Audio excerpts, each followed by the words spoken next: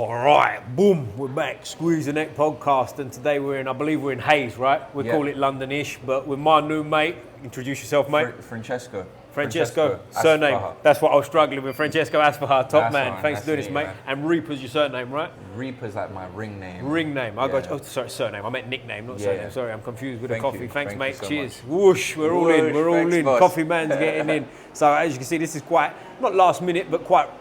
We're getting it in quick because you're fighting on the 7th of June, right? So this will go out on the 5th of June, a couple of days before, so we're fresh in time for the fight. But tell us about your fight, mate, and tell us about your journey so far. Well, I was meant to fight this opponent last year, and I pulled out.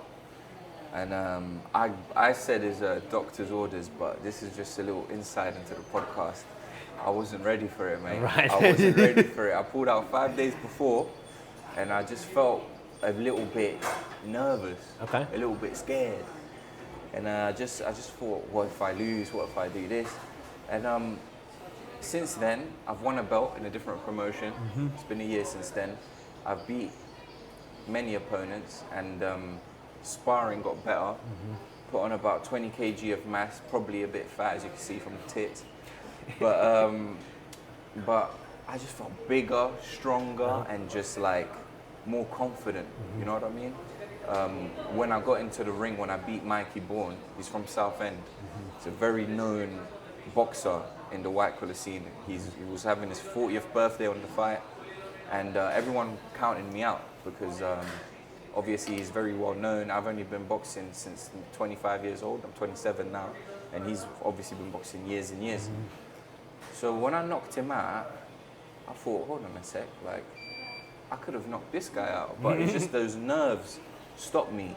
So now that I've experienced being in the ring, I experienced the jitters. I'm more of a experienced guy rather than before I wasn't. So now I feel ready. I'm bigger. I'm stronger. I'm more fitter, and now I think he's older. I'm coming into my prime. And he's sort of leaving his prime, whereas I'm 27, he's 37.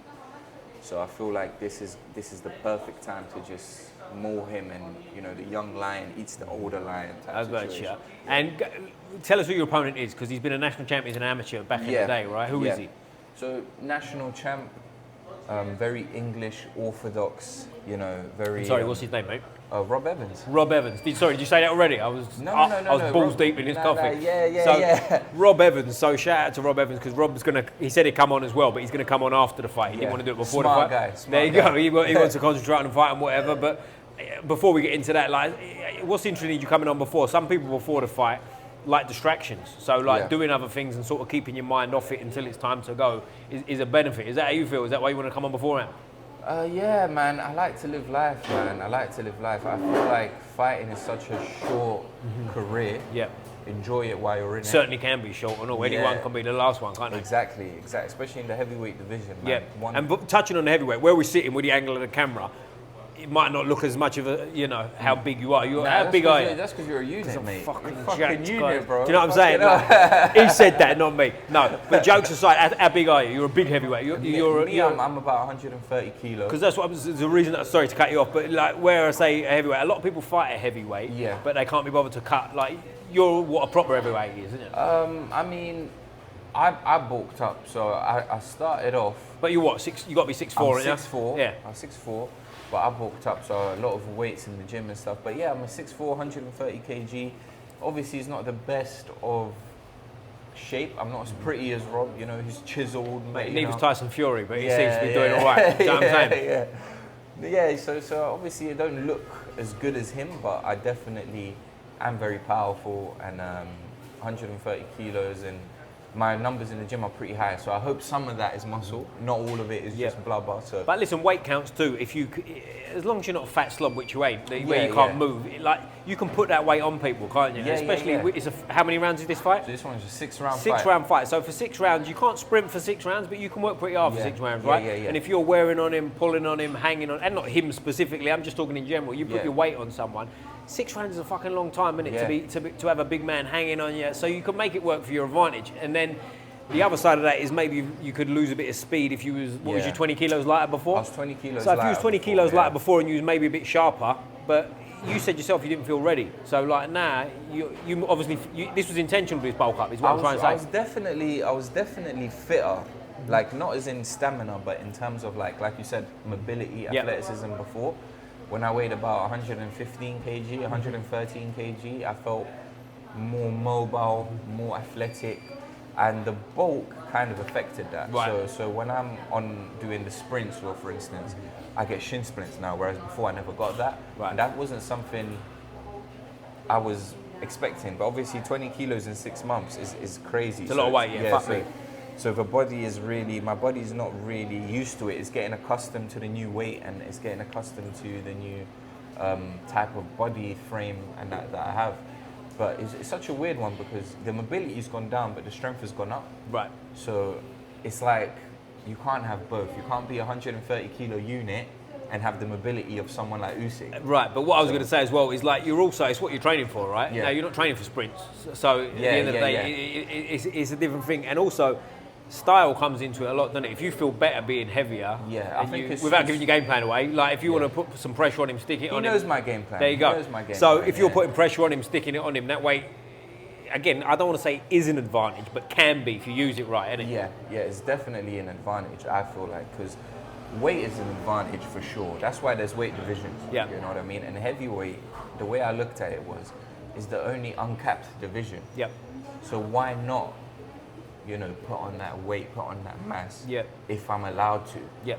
You know? Yep. Because I look at Ryan Garcia, for instance, just came 3 pounds overweight in the Devin Haney fight and then completely dominated him. Mm-hmm. So it shows that weight does play a factor, adds a little bit. Even I was on the bag yesterday and I was just like feeling the power difference when I was 115 to now. Mm-hmm. It's like night and day. Like when I connect and the impact through my fist and everything. Mm-hmm. And I even had sparring partners tell me I'm the hardest puncher they've ever been in the ring with. So, and I've never had that when I was lighter. Yeah. So the weight definitely transfers for sure in terms of power, in terms of, but it takes away in terms of the nimbleness, but it adds in other ways as well. So obviously you have to pick your poison. Do you want to be an Usyk type of fighter, or do you want to be a Fury type of fighter? Fury is a bit of an exception, obviously. Yeah. Because he's a bit of a... But he's also he says he's 6'9". I don't know if he's 6'9", but he's got to be 6'7" at least, doesn't he? Do you know what I mean? And it's a big difference. Like, your frame's more sort of like a George Foreman type, isn't it? Do you know what I mean? Yeah. And it, like George Foreman said himself, was never fast, but was a hard puncher. So as he came back in, like Bruising older, puncher, do you know what I mean? As he came, I think he won the title again at 45. If I'm wrong, it was 44, but I think it was 45. It was 45. It was 45. But his style suited being heavy, didn't it? Do you know what I mean? Because he's going to plod at you anyway and throw heavy shots. And I think the game plan, sometimes with people, they can overthink, can't they? Do you know what I mean? You don't need to be the slickest boxer in the world sometimes if you catch him on the chin. And like, from talking to you before camera, not to give away secrets, but we're talking about it on camera anyway, is like, you're going to get in close and rough him up by the sound of it, right? Yeah, absolutely. And I realised for me, to be like a proper, like, boxer, for me, I should have done it when I was like 10 and then got into it. Because I came into it so late. Like, my last fight that I had, the only loss on my record was when I actually tried to box.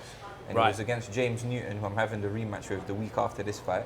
Oh, the week after, the week after, O2 Indigo. So you interviewed Pierre? I'll be there, I was with him yesterday, Yeah, so I'm headlining that show. Okay, brilliant. Well, I'll be there for that, so I'll see you fight 2 weeks in a row. That'd be good. 2 weeks in a row, so you have a proper insight. But yeah, so for me, I feel like with that fight I lost against James, I tried to box him, and I realized when I try to box, I'm too in my head and I'm too trying to play chess. And when you're trying to play chess, you're less in the moment and you're more thinking about your chess pieces, your next moves, and you're less fighting, you're more thinking.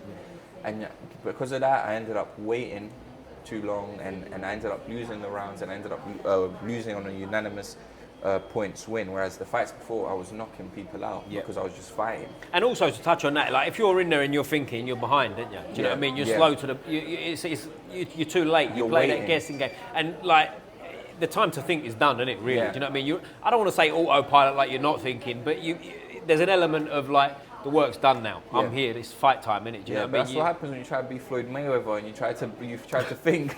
You know what I mean? That's what happens. You're not Floyd Mayweather, mate. Like his computing is instant. Is the muscle memory it looks like he's thinking in there, but he's not. You know what I mean?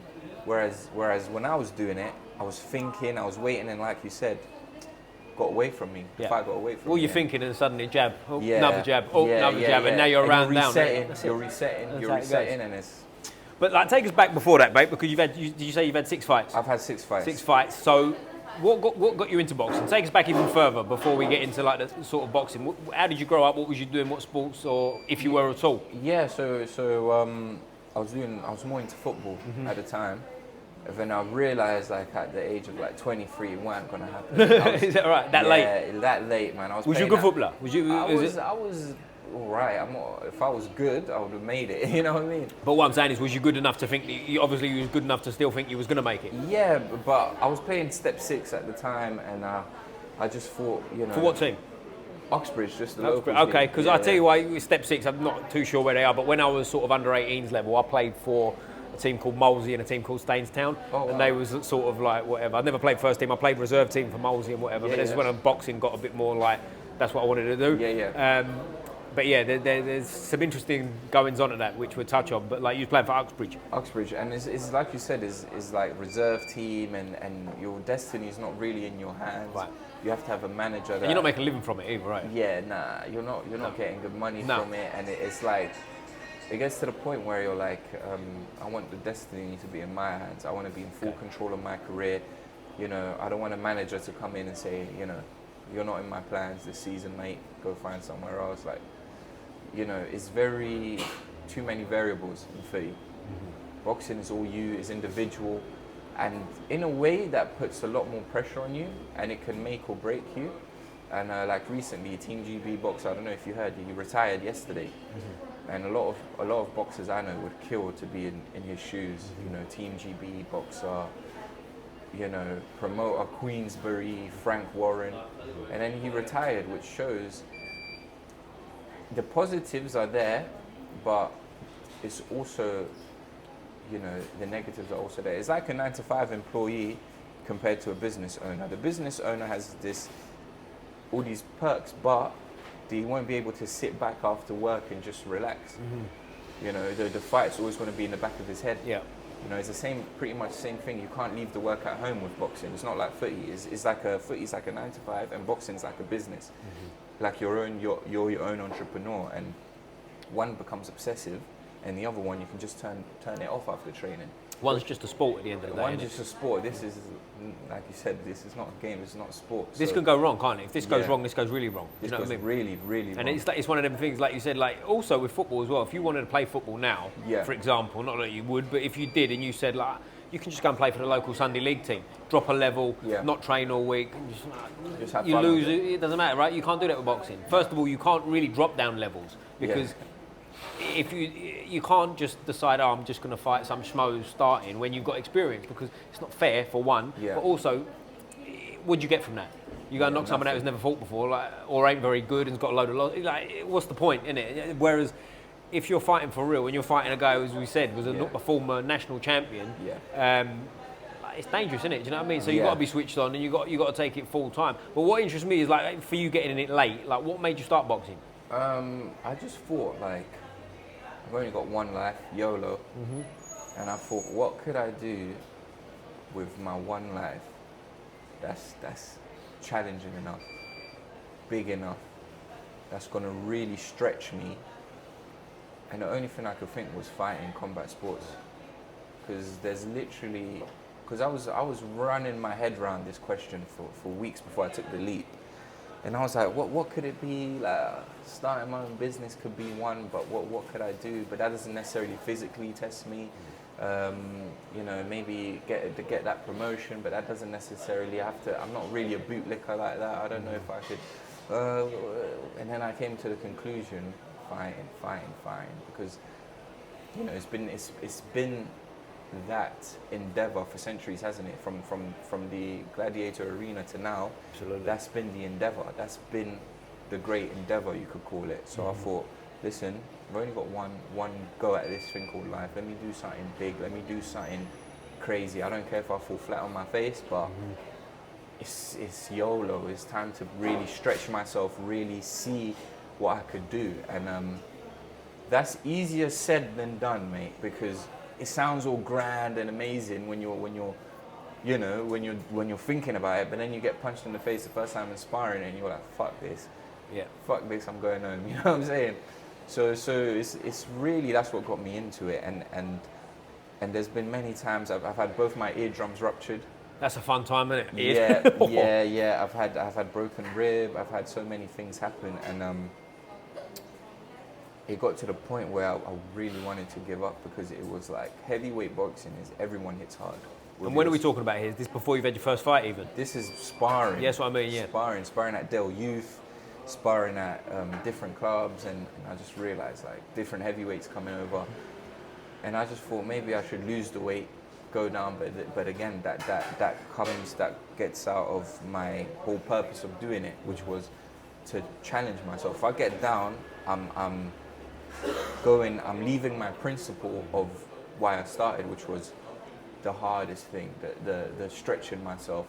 I mean, I'm going down a level. You know what I'm saying? And that, even if you lose your weight, that's not always the answer, because them guys are faster too, right? And they're still big enough to hit you on the chin. Anyone from sort of middleweight up, if they hit you on the chin, you'll know about it, won't you? Do you know what I mean? So it's like, if that ain't like, someone said to me years ago, and it stuck with me, and I think it's true. It'd be interesting to see what you think. Is that the hardest people to spar with in the gym are a person that's one division down, not up, down, because they're faster. They're strong enough to hold their own. More as well. And you're only, how much you're sparring? You're not sparring like a to death match, are you? Yeah. You've only got a set amount of rounds. Like I give you an example, and this is not to pat myself on the back. I used to spar a lot with Joe Joy. Shout out Big Joe. Like, he's from the same amateur club as me. Now, listen, we're not going to the death, but we're sparring and we're doing 2 or 3 rounds at a time, sometimes 4, whatever. But for them 4 rounds, 3 rounds, 2 rounds, I can be fast, can't I? So advantage is almost in my court. Yeah. Do you see what I'm saying? Because I'm not in there for 12 rounds in front of him when I slow down. Yeah. Now I'm in front of him. I'm not going to do that, am I? Do you see what I'm saying? So there's pros and cons to everything. And if you get in there with, say, like a slick, fast cruiserweight who wants to ping your head off, doesn't want to get involved, that ain't the answer either, is it? Do you know what I'm saying? And that's what I've realised, like, further into it. Yeah. You know what I mean? So that's what I've realised that the hard way. You know, sparring the more London champion, shout out to the more.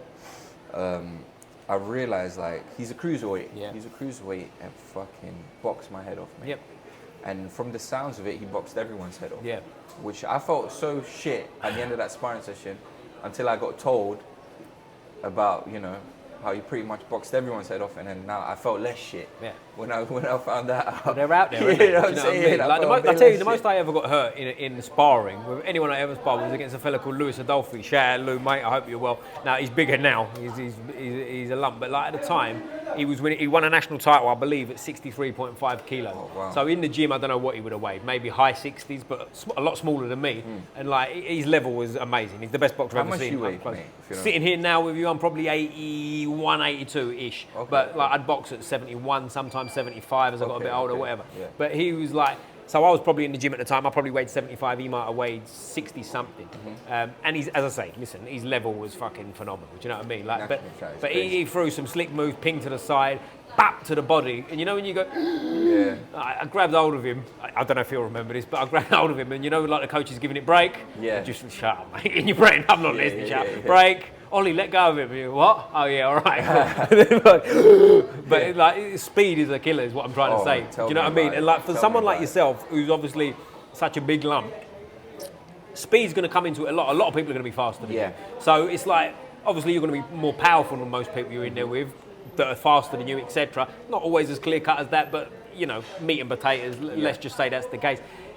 You got to know your game, haven't you? Do you know what I mean? Like I touched on it earlier with George Foreman. George Foreman was not a fast guy, but he was fucking effective, wasn't he? Because he accepted he wasn't that. And is that part of your game? Do you sort of like, are you at a point where it's like, you know who you are, you know who you ain't, I'm going to be me? Yeah, so like last year I was in a bit of a predicament because I really didn't know my style. I didn't know how I was going to fight, and because of this, it caused a lot of confusion and a lot of nerves before fights. Right. Whereas now, my opponents know how I'm coming, I know how I'm coming, and I prefer it. Like, I prefer it. And losing that decision to James really changed something in me, because I realized, like, I'd rather get slept than having to think, why did I wait? Why did I do this? I'd rather go out on my shield as a fighter than have to go through what I went through with James, because I was kicking myself, and I'm still kicking myself at that What point. would you just feel like you didn't show up? You didn't do enough? Yeah, didn't do enough. Wasn't myself, and I came from 2 wins. I came from 2 wins in October. I was fought in November, and I was just. He came in 1 week notice, and I just kind of overlooked him. Right. And I realize now, like, you can't. There's no easy fight in this game. Even though on paper it sounds like an easy fight. Yeah. He's on 1 week notice. He's that. But if he's got that dog, and he's willing to go through you, doesn't matter if he got that call yesterday. Some people are just fucking savages. Shout out to you, James. But you're getting it.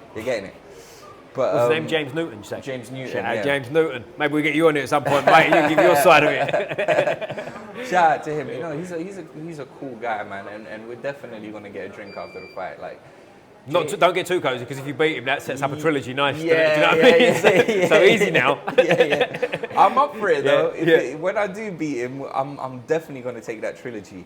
But for me, is like I realize, like, now I've got that style. Now I realize what I like. I like to come forward. I like to hit a lot, and I'm not really a technical counter puncher. And I realize who I am, and I don't want to deviate from that. Yeah. I just want to be myself, go in there, express myself, not try to be someone else. Yeah. And I feel more confident this way. I know who I am. I know what I'm coming in there to do. And win, lose or draw, I did what I came in to do, and that makes me feel more comfortable, more confident, and more ready to fight. Whereas before, what am I doing? Where am I going? Am I this guy? And watching too many different styles as well. Floyd, George, Wilder, Usyk. It's like you get confused. Yeah. You know what I mean? So one style, is rather be good at one thing than be average at a bunch of things. Yeah, and it's important, I think, because there's a thing that, you know, like a trendy sort of Instagram tag in it, like work on your weaknesses and stuff. Yeah. Which of course you work on your weaknesses, but I think it's so important to work on your strengths too. Yeah, Because you've got to be you. Like, Yeah. I'll give you an example. I was privileged actually recently to work with Malik Scott. You know Malik Scott? Oh, I did I keep fucking up the word. A seminar, basically. Masterclass is the word I'm looking for. Yeah. They call it a masterclass. So like a training session. Shout out Malik, mate, if this finds you. We're trying to get you on here as well. We shouted out like 10 guys. It's what we do. Right? It's what we do. It's what we do. If I'm not messing someone's name up or telling bad jokes, I'm shouting people out. That's how we do it. Yeah, I love but it. Relating to Wilder, because like Wilder's got a superpower, right? Yeah. In his prime, and I believe in his prime, he would have beat a lot of great heavyweights. Not because he was better than them technically, because he was landing that shot, right? And I feel like as he got a bit older, maybe, you know, there's a lot of things to go on. He had a lot of hard fights. The fights with Fury certainly took it out of him. It was the Datura, man. That ego there fucks you up. Especially you need an ego as a fighter, you do. man. But his game plan, now it's not for me to give Wilder advice, right? But to me, looking at it from the outside as someone who's watched boxing a long time, boxed themselves, game plan A, B and C should be landing that right hand, right? Not flicking a jab, not moving, slipping, sliding, because for what? Like, it's okay being able to avoid that, but he's fighting back in the day against Luis Ortiz. I don't know if you've seen this one. I've seen this where he's one. getting boxed up, right, basically. But you could, when I say he was getting boxed up, it seemed like, and again, I can't speak for him, but he's there. It just seemed like he was cool with it. I'm going to catch you eventually. And he did catch him eventually, do you know what I mean? And I think if you've got that, it doesn't have to be that, but you've got one thing. It could be speed, it could be elusiveness, whatever. If you've got something that you're so high level at that you can develop, that's got to be the way to go, isn't it? Yeah, do you know what I mean? I feel like a lot of fighters, especially in England, like I got kicked out of Hayes Amateur Boxing Club. Did you? Because of I couldn't conform Okay. to the style, and I wasn't the only one that got kicked out. A few others got kicked out. Really? Shout out to Hayes. I had my first ever win against Hayes. So Hayes. shout out to the boys. Shout you guys out. But so they all box the same now. So like I see some of the shows, and they all box in that English textbook, orthodox English boxing, upright style. And it's sort of like, you know how Ukrainians all box pretty much the same style. Hayes is pretty much an advocate of that. So it's like we all fight this English method, like, you know what I mean? And one guy came in with a Latin American type of Mexican style. He was gone within like a week. Yeah. You know, another guy came in with a Cuban, hands down, slick style. He was gone the next 2 weeks. Strange, man. That's what I mean. I feel like where they went wrong, I think they should lean into people's uniqueness. Yeah. Everyone's unique. Everyone has their own type of pizzazz, whatever you want to call it. And I think if they leaned into that more, they'd have a lot more champions. Yeah. But for them, they have this is the way to get wins. And what do you think that is? Is that just coaches aren't good enough to understand it? No, I think the coaches are very old school. Yeah. So they've been in the game a long time, and respect to them, respect to the coaches, is just, I feel like now more than ever, you need this, everyone has that uniqueness in them, and your job as a coach, I feel, is to bring that out and accentuate that, not withhold it and implement new habits and new, so that's what I think. So like you said about Wilder, I think his superpower was that right hand, and I think if you just maximize that, you know, find ways to land it, to set it up, to feint them, to everything right hand oriented, he would have been a world, he already is a world beater, but I think when Malik Scott sort of, I could see the little things he was doing with him in the training and trying to turn him into something he ain't. I personally think Malik would. I think I know what you're saying, and that would have been my initial thought as well. But until I met him personally and spoke to him and listened to what he was saying, we had a Q&A after, and someone asked him something similar along those lines about that question,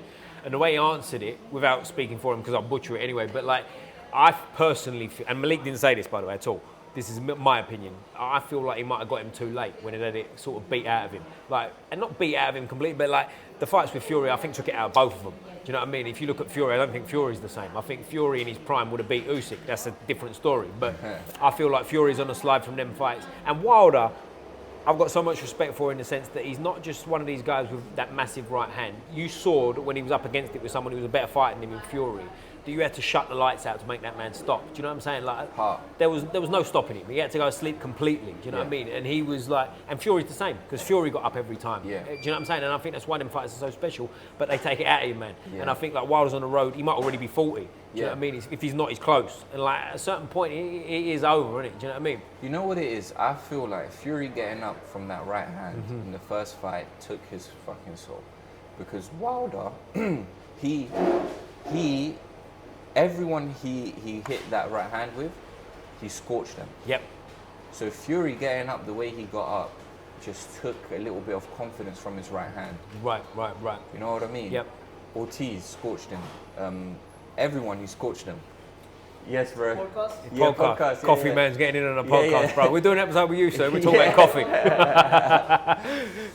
But I feel like Fury getting up, just you could see the fear setting. I remember like yesterday just seeing Wilder going from celebrating, doing his little shoulder shimmy, and giving him a kiss goodbye even. Yeah. And then Fury just getting up from the dead. Yeah. And Wilder's heart, like if you just freeze at that moment, if you go on YouTube and just pause on Wilder's face when he sees Fury get up from the dead, literally, that day he changed. Do you think so? See, it's interesting. I know what you're saying, but the reason I disagree is because if you look at how he fought in the fights after that, especially the third one, and he did have Malik in his corner for the third one, I just feel like he'd made the decision that night. He weren't losing. Do you know what I mean? And he did lose, but as I say, he had to have the lights shut out that night. Yeah. Like he put it on him. He got hurt. I think it was the third round. I might be wrong, but I think it was the third round. And then he dropped Fury twice in the fourth round, and Fury looked finished. Fury got through it. So it was one of my favourite fights because.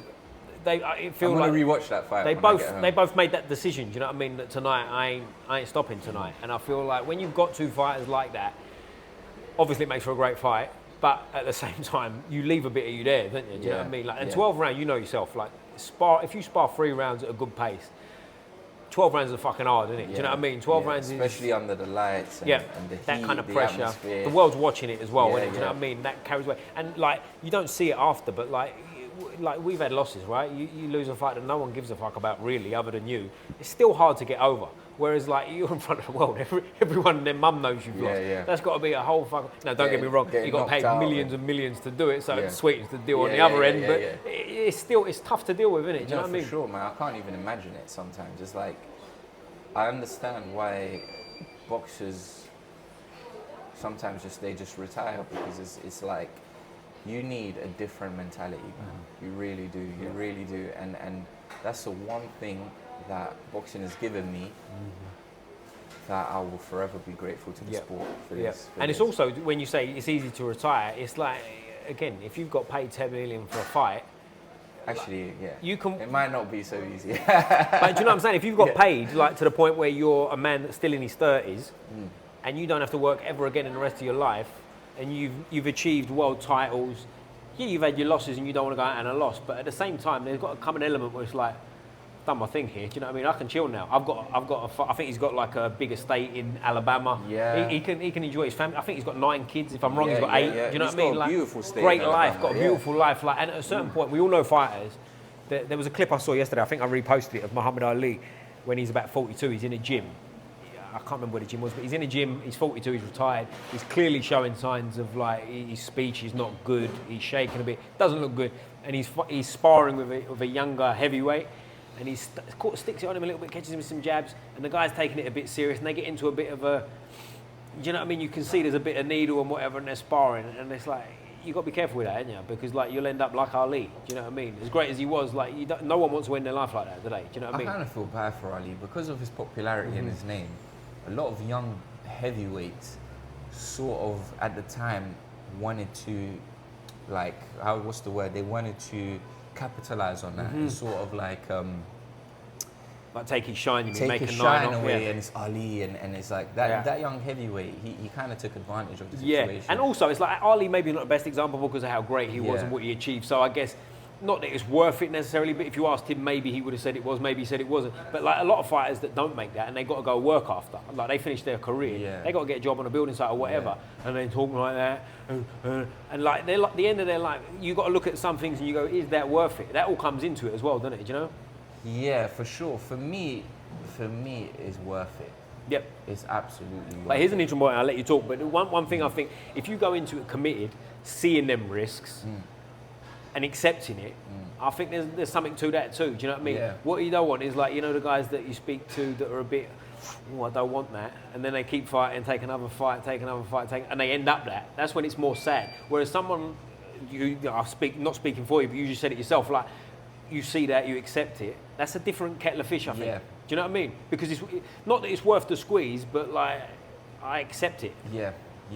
For me, it's not necessarily. It's already been worth it. Like I've already succumbed so many injuries and stuff like that, and just the person you become. Forget about monetary value, because there's a lot of people that have monetary value and they have the money, but they're not necessarily, you know, badasses like yourself. So he said that. Yeah. So you know what I mean. So it's like what would you rather be? You know what I'm saying? Like everyone respects fighters, man. We're talking about Wilder, we're talking about Ali, and they obviously, we've seen they have taken their losses, but at the end of the day, we all respect them. 100%. You know, and I think they should be respected more. Yeah. I think people that step in there, I don't care how many losses you got. If you stepped in there, you tried to give you an example.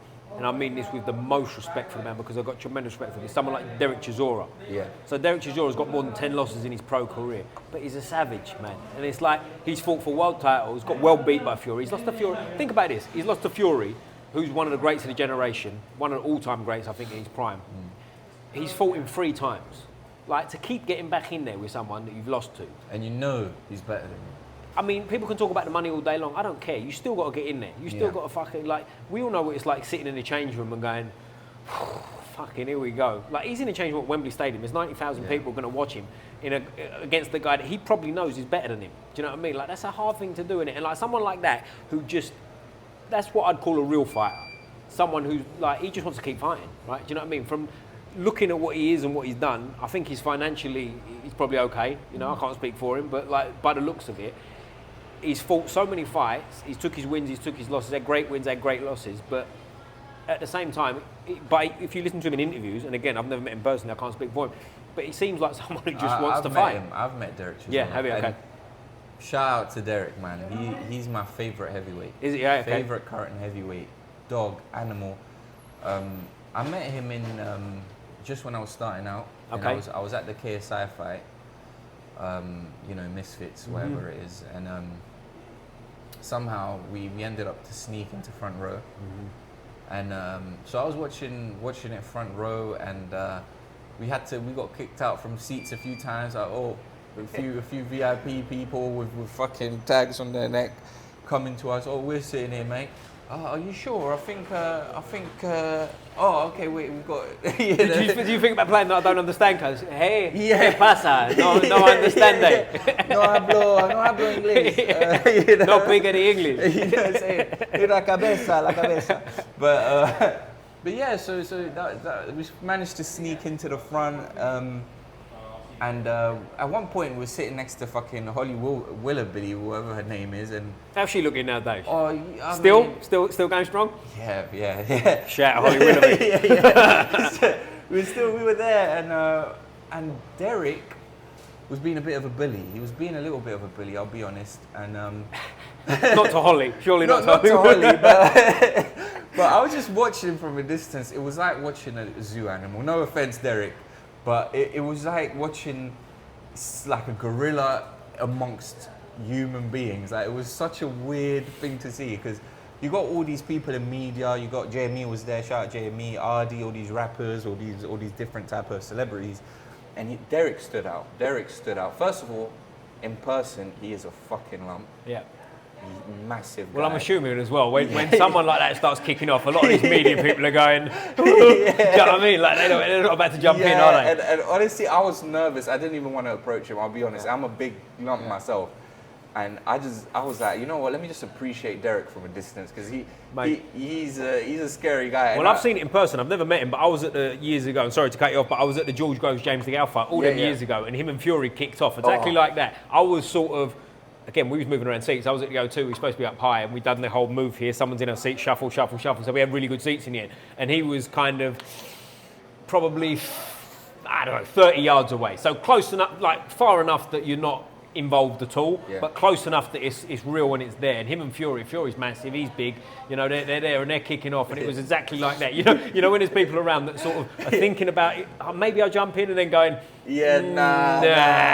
No, you know what it is? It's the way he treated certain fans that had me nervous. Right, okay. Because he really treats like certain people a bit mean, a bit like. So, for instance, a few guys came up to him for a picture, and one guy put his arm around him. He just looked at him, he was like, and the guy just took his arm off. He was like, oh no, the guy he was like shivering. He was like, and you know, Derek is just such a character. And then he's just walking around like people literally parting like the Red Sea if there's a crowd. And he's like pushing. One guy literally pulled his friend was talking to him, pulled him.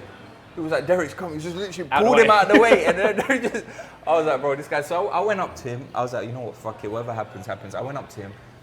I said, oh, Derek, can I get a picture? And then he just looked me up and down, like legit. He just went. And then I went to him, like, I'm a boxer as well. I'm trying to one day be like you and stuff like that. And then he was like, looked at my build, felt my arm up. You know, and then he was like, all right, let's take the picture. I'm glad you said arm then, and you didn't just say felt me up. Yeah, I know what, bro. He would be the type to do that. That's what I'm getting at. But no, he just no type of fear in that man, no type of boundaries in that man. That's what I mean by, like, he's what I would. That's a real fighter. Yeah. Like, to the core. A real fighting man. To the core. Yeah. Like, again, another one like the others. Like, you would have to put that man to sleep to make him stop. Again, like, you look at him against Dillian White. He got put to sleep. That's the quality I want to take from him. Yep. That mentality. And he is my favourite heavyweight just for that. So how did this turn my out? arm up, and I might send you the picture so you could edit it and then put it in maybe in the podcast bit. But and then just took the picture with me. And then he just said, good luck. So he has a certain respect for fighters that he doesn't have for just the Well, here's interesting too. I think when you're at that kind of level of fame, you've got it's a stress, isn't it? Do you know what I mean? If you think everywhere you go, everyone's going, oh, can I get a picture? Can I get a picture? Can I get a picture? That wears on you, doesn't it? It's got to be. I'll give you a side note. I've spoke about this on here before, but fuck it, we're talking about pictures. I was in Brighton once. I've done a podcast and I've finished. And by the way, this podcast is like nowhere near the level of fame of anything yet, right? But hopefully one day. Yeah. But I'm walking around and some bloke is looking at me, and I'm looking at him like, what are you looking at? Like, and he's kind of like got close and he kind of smiled and gave like a, not, he didn't give a thumbs up, but like a, I want to talk to you. I went, oh, you know, whatever. And he went, oh, are you Squeeze the Neck guy? And I'm fucking buzzing now. I wanted him to send me. He went, "Can we get a picture?" I got a picture of him. And like to me, I wanted the picture of him, so I could fucking tell people, "Oh, someone asked me for a fucking picture." You know what I mean? Yeah. But that's the other side of it, isn't it? Like when it's new and fresh. Like to me, if he wanted a picture with me, that he's like my best mate for the day, isn't he? I wanted to fucking like chat to him. But like when it's 20,000 times in your life, it's like leave me the fuck alone. Do you know what I mean? I don't blame him. Yeah. For him, especially at a boxing event, like if you see him up close, everyone's going to be on him, isn't Yeah, and he is the heavyweight boxer at the end of the day. Like with these misfits events, it's not like with real boxing events. You have a lot of other boxers and all of this. Obviously, Derek, he's close with KSI, both from Nigerian heritage, and I think he was the only real boxer at the event. So a lot of people at boxing events, they were ignoring the TV celebrities, they were ignoring the rappers, they were ignoring everyone.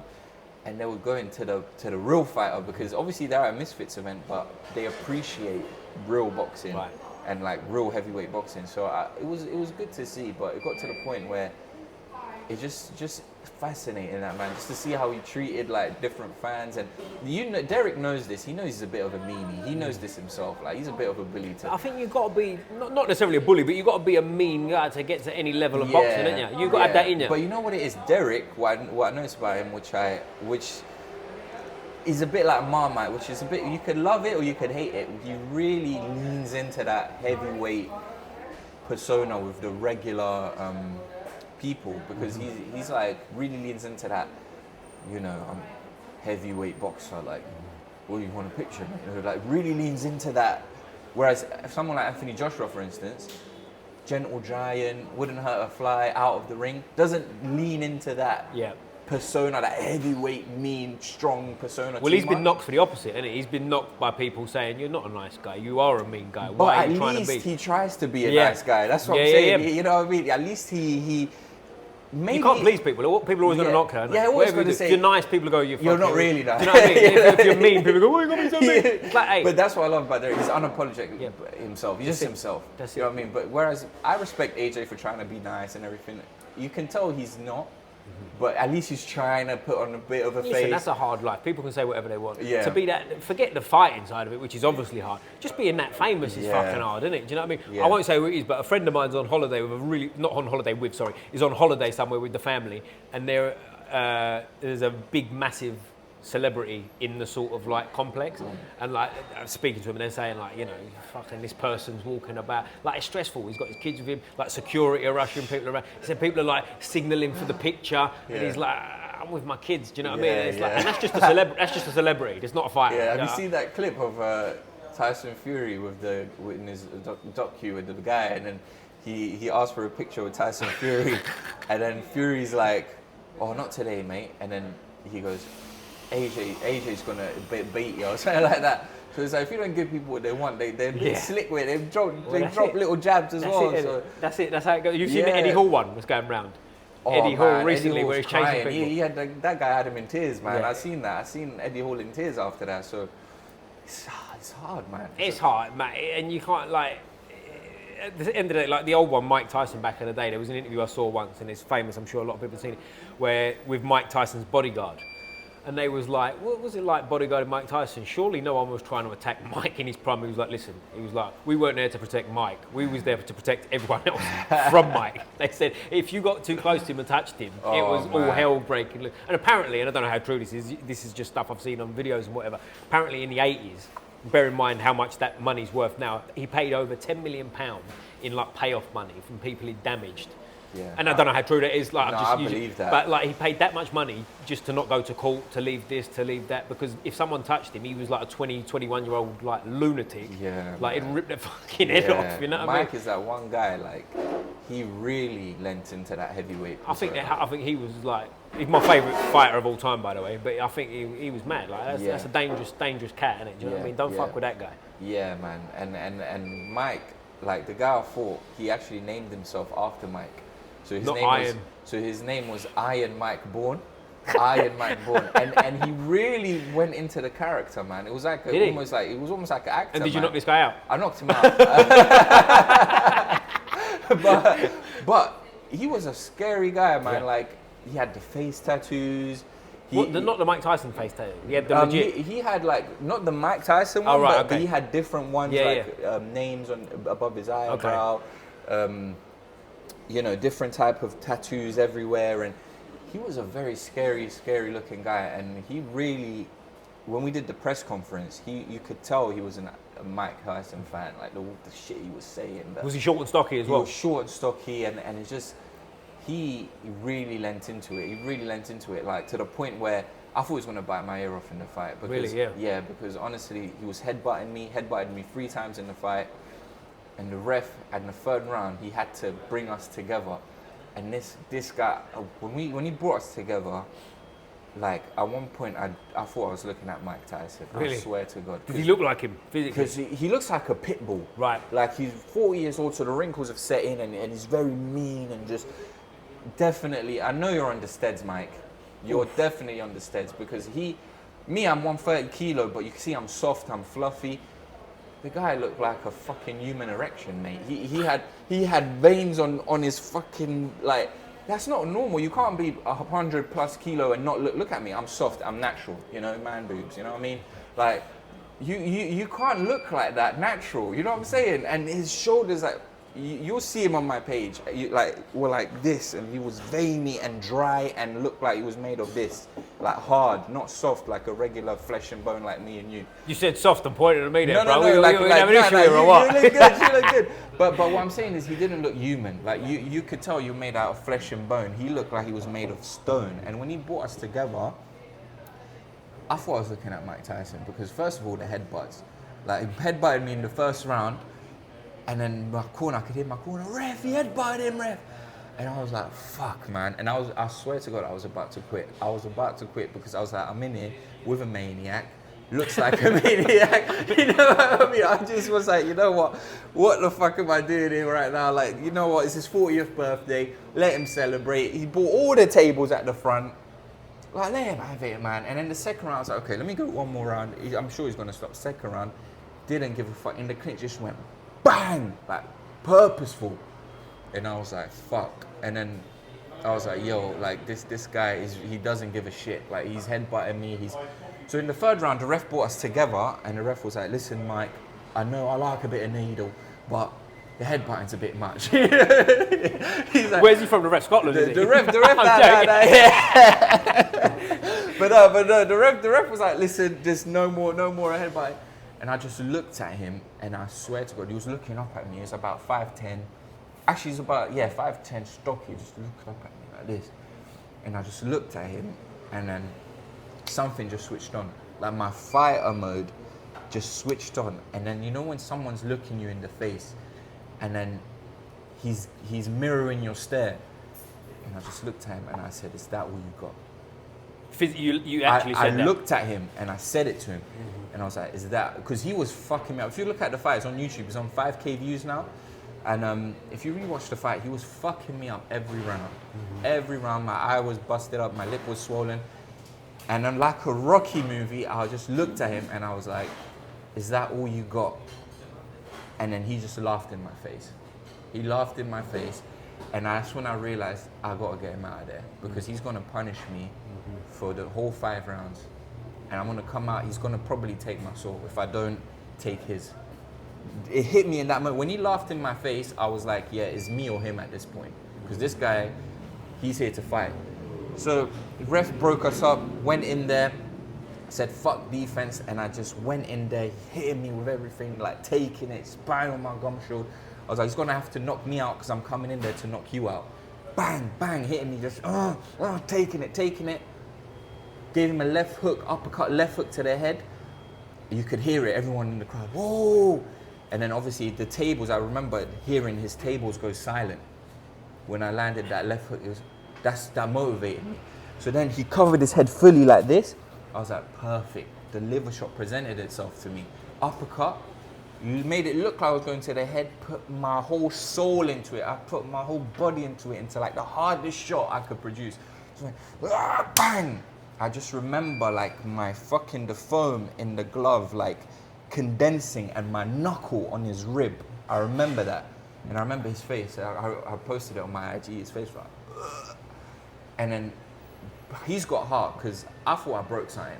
And then he just carried on, cornered him, and eventually I finished him. I knew he was weak to the body, finished him to the same shot, went down, couldn't get back up, and then obviously celebrated in the ropes. And I remember his mum almost swung for me. I jumped on the ropes, and I was like flexing on him. I was like, don't fuck with me, what are you saying now?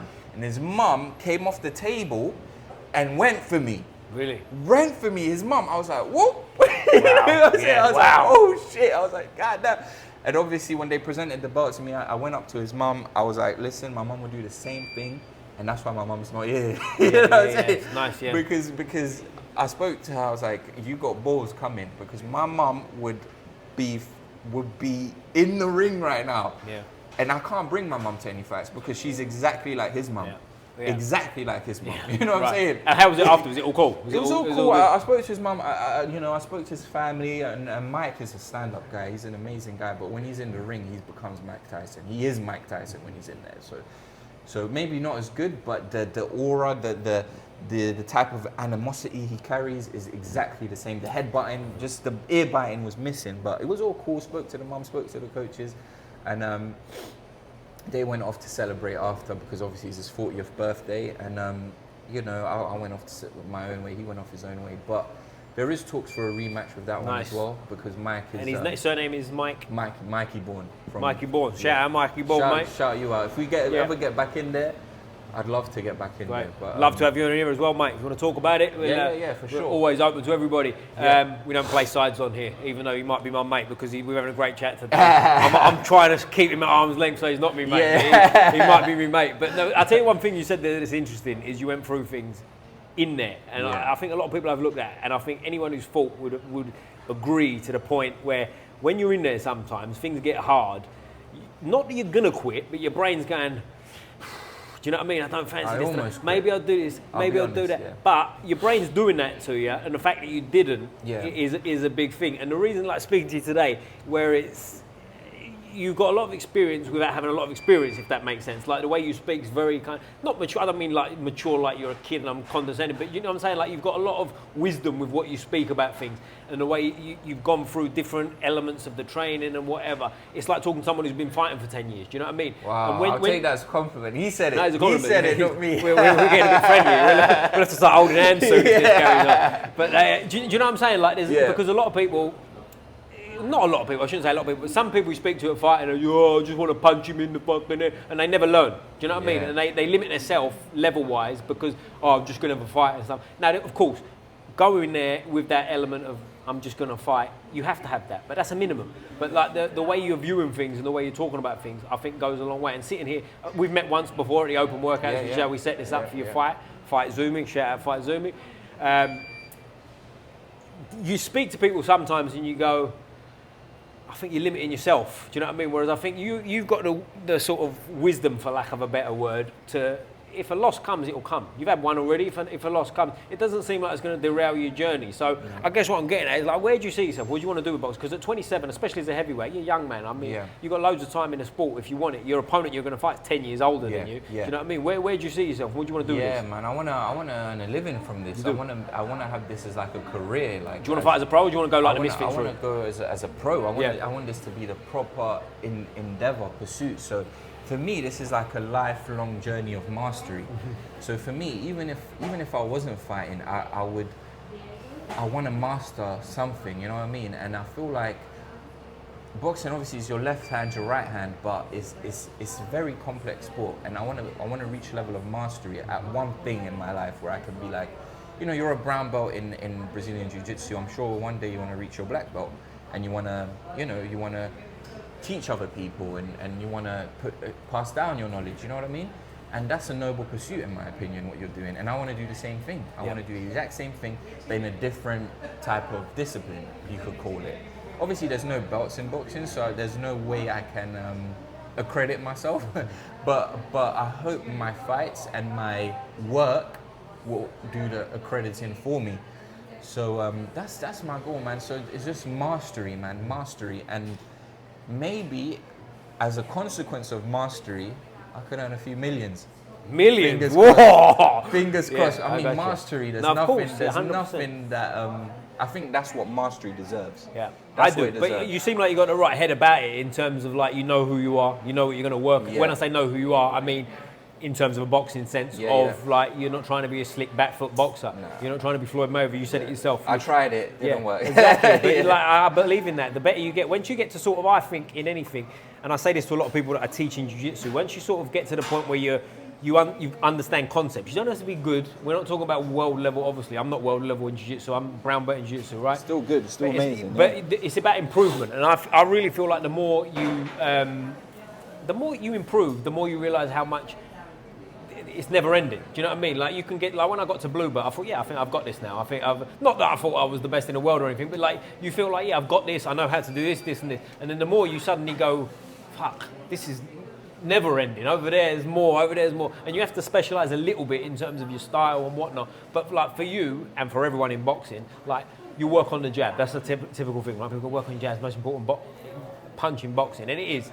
But there's a million ways to throw a jab. Like if you're a big tall guy throwing a jab versus you're a little short guy throwing a jab versus you're a power punch versus you're slick, on and on and on. The jabs are kind of a vague term as well, isn't it? Do you know what I mean? So without going on a tangent here and trying to be like Master Yoda, what's training look like for you? If you go to a boxing session per se, what without giving too much away, you got a fight coming, but like, is it more of a practice or a training session? Is what I'm trying to say. Yeah, for me, I prioritize the boxing sessions, whereas before, I prioritize more strength and conditioning, right? And as a result, that's how I gained all the weight. But I realized like, you need to be good at the boxing. You need to be good at. You have to prioritize the boxing. You have to prioritize your discipline. So, for me, like I go in there, shadow box, and I always try and perfect my style, trying to perfect what I do best, trying to figure out how to cut off the ring, different entries with the jab, slipping in, coming in, which is a bit weird because I'm a 6'4" fighter.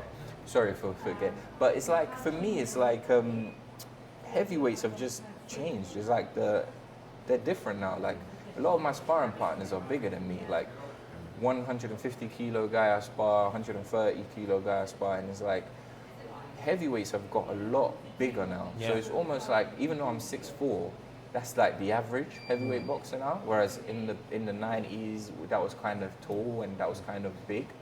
So it's almost like I've been forced to fight as a short fighter in a way, which is so weird because I'm 6'4". Yeah. I should be fighting long, but I don't feel comfortable fighting long. I feel comfortable as the aggressor. When I'm fighting long, I almost feel like a victim. I almost feel like weaker.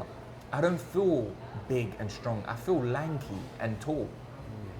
It's so hard to explain, but I feel when I'm fighting on the back foot, I feel skinny and tall. Even though I'm 130 kilo guy, that's how it feels in my mind. But you said vulnerable there as well. I can totally relate to that. If I can totally relate to that. Like when I was very aggressive and come forward. Yeah. No, I don't say was like I'm a dinosaur. I'm still here. But like if I'm putting pressure on people, whether it's grappling, striking, you feel different. MMA sparring, in your head, I feel like the hunter. Yeah. Versus if I'm on the back foot, you feel long and weak and when I say back foot, I don't mean moving backwards. And what I'm taking from what you're saying, you mean the same. If you can move backwards, of course, but when you're trying to be that back foot slick stuff, I can relate to that massively. You feel vulnerable and you feel like you're giving them a chance. You're giving them an in. Like for example, my first fight, amateur fight with Hayes ABC, it was I knocked the guy down twice. Right. Yeah.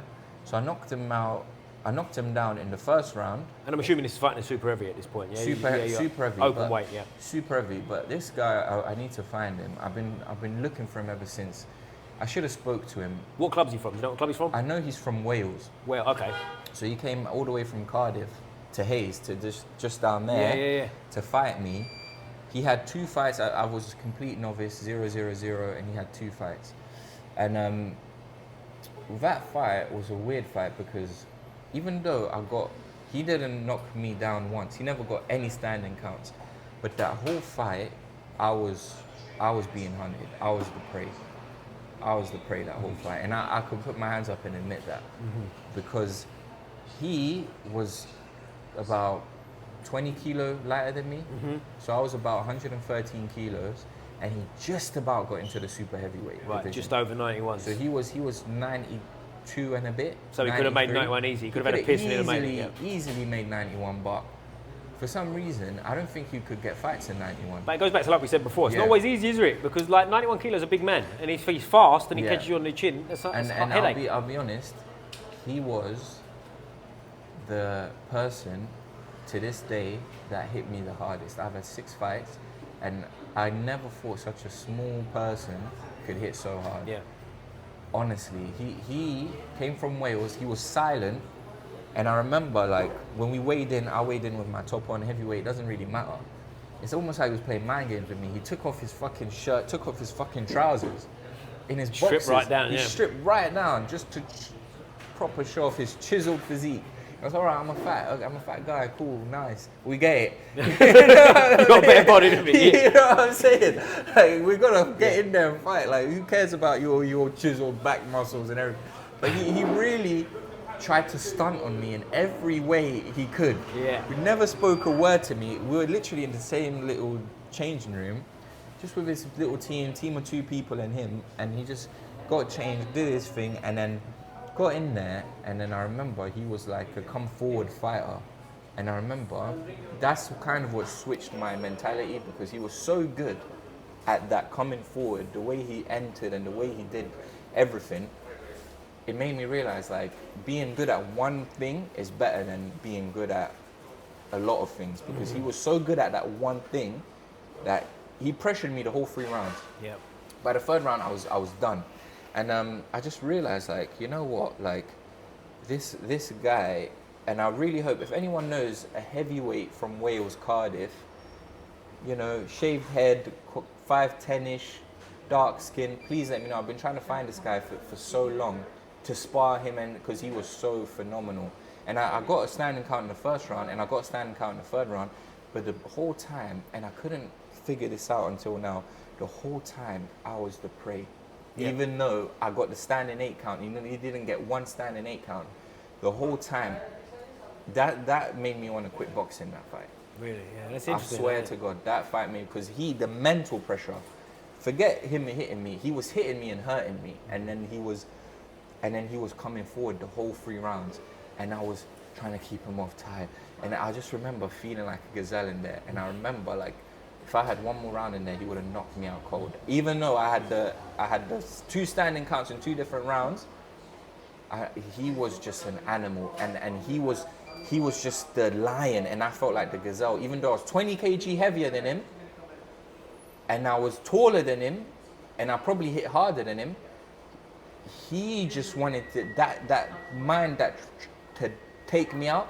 That's what I took from that fight, and that's when I realized that fighting long, even though you can knock someone down, knock someone out, it's like you almost feel like a victim, honestly. And if it's not for you, it's not for you, right? It's just not for me, and I don't want to go back to that again. I'd rather go like this. I realized I'd rather go in there, fight with him, get knocked out, than feel like that, because it really is really demasculating, bro. It really is. It's really not, as a guy with an ego, and I'm sure you have one as well with pride, it really isn't the one, man. And even though I put him through the ropes.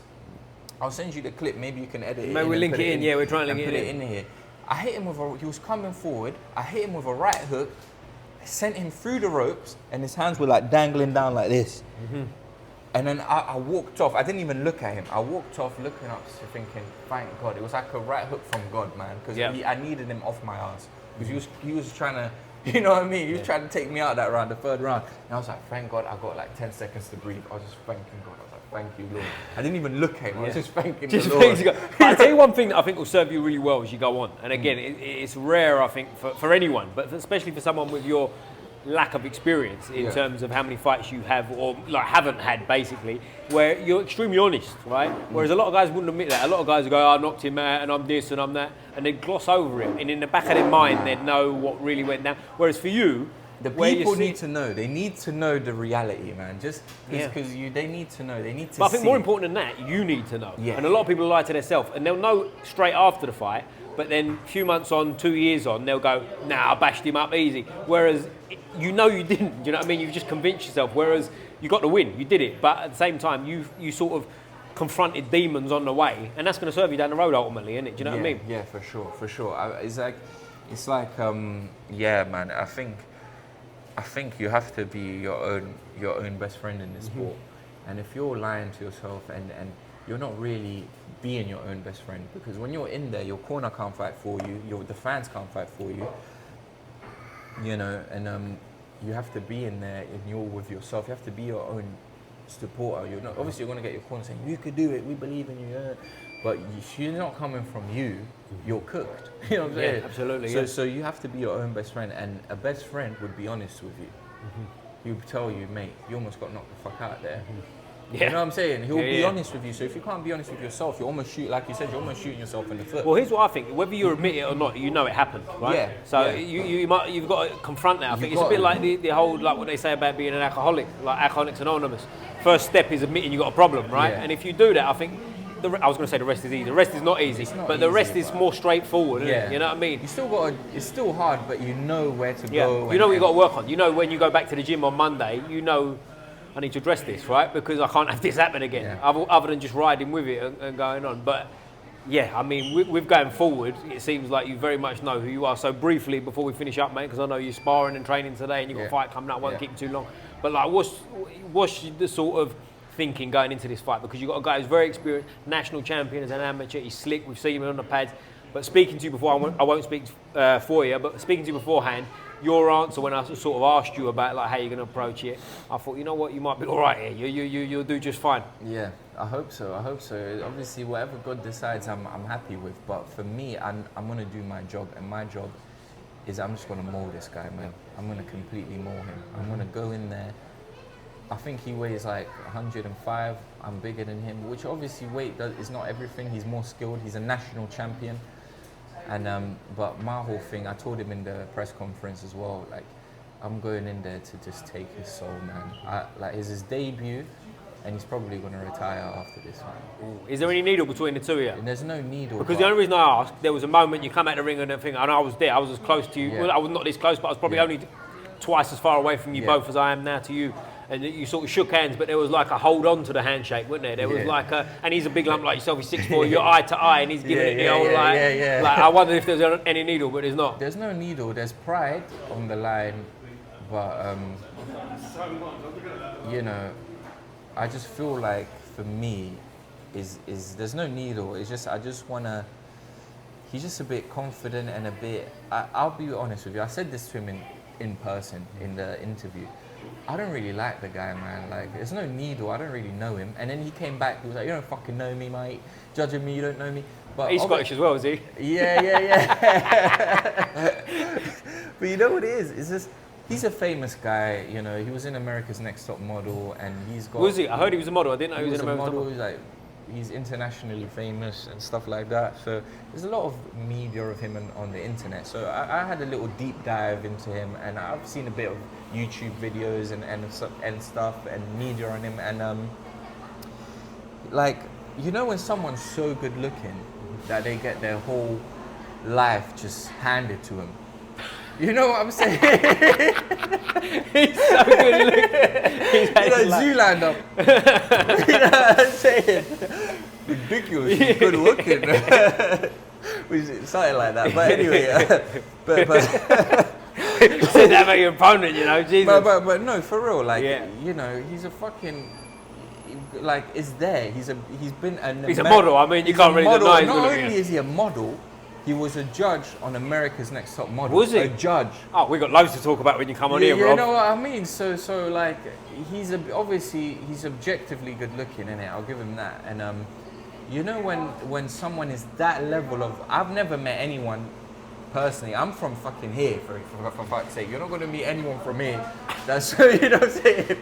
What you say? No one from Hayes is that good looking? Yeah, man. Yeah, you know what I mean? That is so objectively good looking that they're going to have people from America be like, come on our show, we'll give you like a Nike black card, you can get whatever the fuck you want from the store, you can do this, you can do that, like, just because of your face card, you know what I'm saying? Yeah, I got you. It's like mate, like, and he's been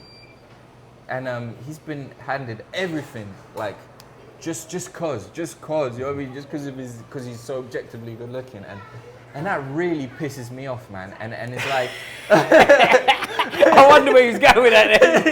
You know, it really does. It really pissed me off because it's like, he had smoke blowing up his ass his whole life because of the way he looks, and even fucking Fight Zumi. And listen, guys, I know you won't admit this, but you're fucking up his ass, guys. You right? And then really, you think they would do this if it wasn't him? Like this whole promotion, this whole.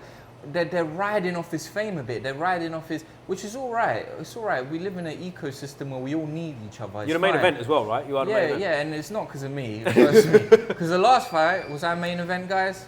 No, I wasn't. Fight Zumi. Come on, guys. Come on, huh? Guys. From now on, I'm main event. All the fucking time after I beat this guy. But yeah, it's because of him. It's because of him, man. It's because of he's famous, and it's because he's got the whole shabazz, and he's got this whole, he's riding off his fame a little bit. And it's fine, but you've got smoke blowing up his ass a bit. And you can understand that though from their point of view, right? I can understand that. It's business. But at the same time, yeah, with him, I just can't wait to just show him the reality. Show him smoke from the reality. Obviously, he's a decent fighter, national champion, but he was never a national champion at super heavy. That's a whole different kettle of fish. And he was national champion over 14 years ago, 2009. The talent pool is completely different now, mate, all right? 16 years ago, it's a long time ago. Yeah, it's a long time ago. Bigger talent pool, better fighters now. The new generation is coming, and we're here to eat you up and show the levels, you get me? So that's what we're talking about. The talent pool's harder now. He never won at super heavyweight. All my competition has been at super heavyweight.